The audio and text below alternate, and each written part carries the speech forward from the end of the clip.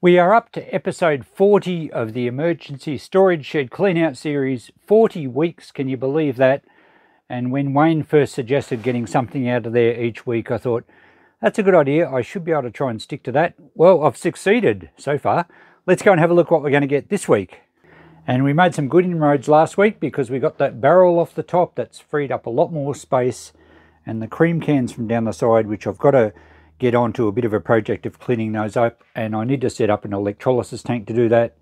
I've just spotted another old timber barrel. I think that came from the farm as well, so I didn't realise there was two of them. I don't know what's in that one. We're going to get this red milk crate next, and that will clean up the top shelf of that unit right in front of us. We'll work our way down here, and then we'll get that unit out of the shed completely, and that will free up quite a bit more square meterage on the concrete floor, and we'll be able to see what's in the unit behind it. So this unit's got lots of random boxes. I know there's some antique bottles in one of the ones down there, so we'll get to that soon. There's a bit of household and general stuff. I can see a 2-stroke brush cutter engine in there. We might even see if we can get that going. Electrical, looks like circuit breakers. I've probably kept them for scrap, so there'll be a scrapping video on those, I would imagine. Let's get this one down and go through this. It shouldn't take too long. Looks like household crockery and maybe a teapot in there. Let's pull it down and have a look. It's nice emptying the milk crates because I do use them for stacking scrap and other things in because they stack so well. Certainly household stuff. Let's have a better look. Okay, as usual, I don't remember where this came from. It could be a combination of deals, and I've just thrown interesting stuff in a crate. Here we have a fish jelly mould. It's just quite thin aluminium, weighs hardly anything. We'll certainly be able to sell it for better than scrap. I don't know who wants fish-shaped jelly, but maybe people do. Don't know how old it is, but it doesn't really matter. Let's go probably $10 on that without a problem. Just needs a wash up. Here we have an electric kettle, or the remains of one. The cord's still in it.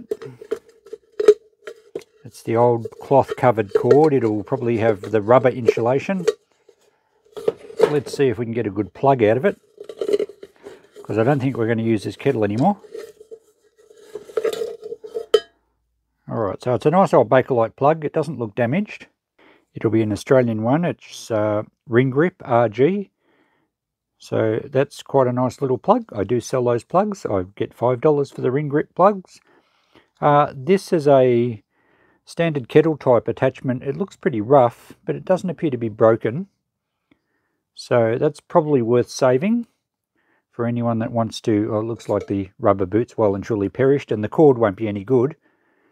But I do tend to save these old fittings because the people that like to restore old appliances do like original fittings. So we'll probably save that. The cord will just go in the scrap. And the kettle itself, well, it's lost the handle off the top. It's actually been ripped out. The rivets have been ripped out of it. The spout has become unsoldered. It's a tiny spout. So handle's gone, spout's no good. And it looks like... Oh no, I think they were the feet. Now, it's probably going to be copper. It'll be nickel-plated copper. So I think that can basically just go in our scrap. The element's enclosed inside, so we can't actually get that out. It'll have to go as irony copper or maybe even irony brass. I don't know if they have an irony copper category. We can take the spout out, and if that's copper, that can go in a number 2 copper. But I don't think it's worth trying to separate the actual kettle to get into the element to try and clean it up. It's just too much work. It doesn't weigh a great deal. So just scrap metal for that one. We'll weigh up the scrap at the end of the video. We have a large coffee pot here. Sears, maybe? Not too sure. I thought it looked a bit Japanese, but maybe not. I would say it's probably 70s era. There's the lid for it. It appears to be in good condition, just needs a wash up. So it classes retro. I'd probably put about $20 on that, washed up, given that there's no chips, and it could actually still be used. So we'll see how it washes up. Bit more crockery. We have a draining plate. These usually had an underplate as well for draining vegetables and that sort of stuff. And it looks like it's got a hairline crack through there. Yes, it shows through the top. And you can usually pick a hairline by tapping it. It's got a bit of vibration to it when you tap it. And it's not a long ringing tone. It's a sort of a dull tone. So not much good there really at all. I have a box for mosaic pieces that anything that's damaged or broken, I just put in that, and people who do mosaics will sometimes recycle the china, so no value on that one. Here we have a cardboard box, I think. I think this is fairly modern. And someone's done some artistic work on the front, and it feels like it's been lacquered under that. It's been painted gold. I think I would just clean the dust off that and put it in the $1 box at the shop, so nothing to write down there. Here's the lid for our kettle. I do have a box of lids at the shop, so we'll keep that one. A tin needs a clean up. Steeplechase, fox hunt. We've got the dogs and the riders on horses jumping a fence. Not in really good condition, but it should clean up a bit better, although I think that's not just dirt, it's actually got in under the paint. Some staining there, so we'll just give a bit of a clean up. It might make $5 if it cleans up okay, otherwise just a $1 box. Not much value in this lot. This looks like a bit of a mess. It's actually a miniature spinning wheel, but I'm not sure what all this is. Looks like it was some floral decoration on there. It may have been in better condition when it was stored. It's just decayed a bit. I think it was just a floral decorative arrangement on a replica little miniature spinning wheel. I think that went through. Oh, the actual wheel part's missing. There should be a wheel on there. Because, yeah, that's supposed to... You pedal, and it's supposed to spin a wheel on a crank there. So, don't see much value in that at all. Possibly even my firewood box for that one. Oh, hang on, wait a minute. We found the wheel.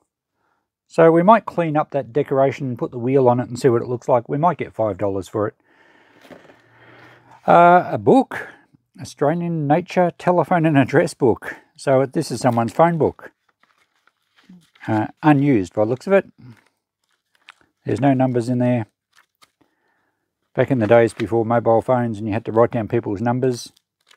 It was never used, and it looks like it's been wet and it's had insects in it, so that can just go in the recycle bin. A plastic jelly mould. This one's actually cracked and it's pretty grotty, so that will have to go in the rubbish. You can't recycle this sort of plastic. At least you can't through the normal curbside bins. A coffee cup, Denby stoneware, so it's English. Coffee or tea, probably just in the free box. It's not damaged, but it's not worth selling. There's only one of them. A teapot, looks like it's had a mouse nest in it. Probably some of the fabric from that spinning wheel thing. Teapots sell quite well. The handle's okay, and I think there's a lid for it. There we go. So we'll wash up, we'll get $10 for that aluminium teapot. Probably 1970s, but it's in pretty good condition. A couple of little dents, but that will sell quite well, I think. It's got 76 stamped on it. I reckon that would be about the date for it. This is really a mixed bag, and a lot of stuff is not much value at all. This is modern Chinese crockery, and there's only one cup. Oh no, there's two. So they can go in the free box. They're the sort of cups you get in a motel room. Maybe someone nicked them. We have some saucers here. That's quite a retro pattern. It's English ware. So possibly 1970s. They're pretty cool. I don't think there's... Oh, no, these white cups. I found some more of these cups, but they don't go with them. They're too modern. So I think we'll wash these ones up. We'll probably get $5 for a set of those. It'd be a shame there's no cups with them. Another modern cup here. A little milk jug or creamer jug. It's actually Asberg, Germany. So possibly 1970s, but nothing going for it. at least not enough going for it to get much dollars. I might just put $3 in on it in the shop. It's cute and it's undamaged. Okay, we have some more retro stoneware type coffee cups here. Very 70s look, these. There's no brand underneath them, but the saucers don't say anything either. Still, I think there's 4 of them, I think. Oh, there's only 3 saucers, that's a shame. But we might put $5 on that set because they're very retro and they don't appear to be damaged. Probably we'll see how they wash up again. Okay, a little bit of very average cutlery that can just go in the shred steel bucket. A souvenir bottle opener. It looks like it did say VAT 69, so that's a whiskey. But this label's mostly gone. They can just go in the $1. I've got a utensils box at the shop for $1 each. A random saucer here with some horses on it. Elizabethan fine bone china, England. Shame we don't have the teacup for that. Probably just in the dollar box. And the last thing in here is some very old tin jelly molds. And they're quite rusty. They're okay inside, but I think this box has had mice through it and they're very rusty. I don't think they're worth cleaning up. If they were in good condition, I'd probably even get $10 for the set. But no one's going to buy jelly molds with a lot of rust on them, and it's too much effort to clean them up. They can just go in the scrap steel. At least they'll get recycled. And we have a teacup handle. Now, there was no broken teacups in here. But possibly it's a large handle. It might have been the teacup for this one. But alas, it's been broken and it's not here. So that's it in this crate, other than some very old paper in the bottom and possibly some spiders. Sydney 2000, so we're looking at 20-plus-year-old paper. I won't get that out on my bench, it'll make a big mess. It can go straight in the recycle bin, and I'll have another milk crate to use. Before we get to the notepad, I'll just show you back at this kettle. I've taken the plugs off and they cleaned up very well actually. So they're good to go. The cord can go in the scrap, we'll weigh that up. I took the screws out of the sides thinking I'd just take the legs off because the feet are brass, the rest of it's copper. And to my surprise, the whole bottom plate comes off. So that plate is copper, it's tinned copper. And we have the element here that we can remove. It's got big brass screws, steel brackets, and flat heating element plates that'll come straight off, leaving probably a kettle that's completely constructed of copper. Perhaps we might need to lever the input socket off it, but if we can get all that cleaned up, then the entire kettle can go in our number 2 copper bin and we'll get much better returns. So I'll clean that up and I'll weigh it all, and I'll be back with you shortly with the notepad. Here we go, everything processed, weighed up, cleaned and researched, and from what looked like a single milk crate full of absolute junk, we've actually done pretty well. The kettle I scrapped out really easily. That plate was actually brass. I had broken the studs off there after undoing the elements, and it turns out I didn't need to because that whole plate was brass, and it just opened up like a sardine can. It was really easy. So that's all number 2 copper, that's all brass. We had some little ceramic beads which we used as insulation around the wiring. I'm going to keep them. I don't know what use I'm going to have for them, but yeah, they might be handy one day, to quote someone famous. The brass hardware I put in a separate jar, and I sell brass hardware, assorted brass hardware, for $20 a kilo, so much better than scrap brass price, and weighed out, that equals 50 cents worth of brass hardware. Some steel brackets that held the elements on. You notice the elements look wet. I've sprayed them just to keep them damp because I'm fairly certain they probably used asbestos in those. Can't be too careful. The wire that went to the elements is actually steel wire. Sticks to a magnet, so no value there. The cord over there, about 50 cents worth. By the way, the copper was about $4 something. The brass was about $3. So we ended up with about $7, nearly $8 worth of scrap. And then we also had $10 for the 2 plugs. So a broken kettle can be worth quite a bit of money. This stuff's just going in the dollar box, although I think I did up the prices on some of these things. I think I'll put $3 on that. And one of those cups there was 4, one of them had a crack in it, so I threw it out. We'll go, I think I might go $5 on that little jug. It cleaned up very nice. It's quite dainty. And these jelly molds, I threw out the top one and the bottom one, and the rest of them are pretty good. So quick wash up. I'm going to actually ask 10 for those 4 because they are vintage and they're in good condition now. The Japanese, well, I think they're Japanese, retro 70s coffee cups. I think I went $10 on those. The tin here cleaned up quite well, as you can see. I think I still went 5. I don't think it's an overly old tin. Went 10 on the fish mould. This cleaned up very well, and it's actually really nicely lacquered. And it's quite sturdy. I reckon I'll get $5 for that. I was going to put that in the dollar box, but we'll go $5.